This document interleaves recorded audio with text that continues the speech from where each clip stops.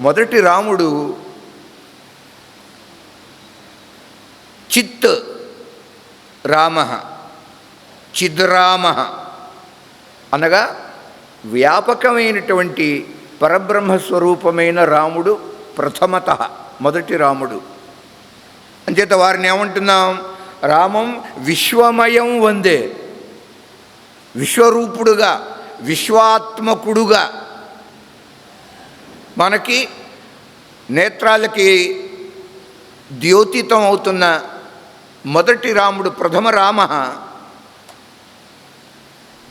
సాక్షాత్ రామం పరబ్రహ్మం,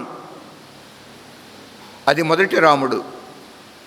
రెండవ రాముడు రామం వందే రఘూద్వహం,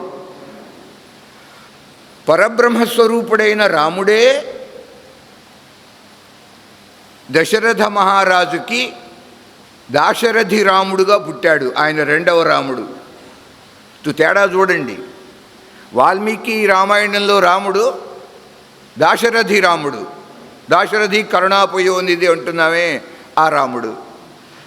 కానీ వాస్తవంగా ఎవడు ఆ రాముడు అంటే రామం విశ్వమయం వందే, విశ్వాత్మస్వరూపుడుగా ఉన్నటువంటి వాడు ప్రథమ రామ, ఆయన పరమాత్మ.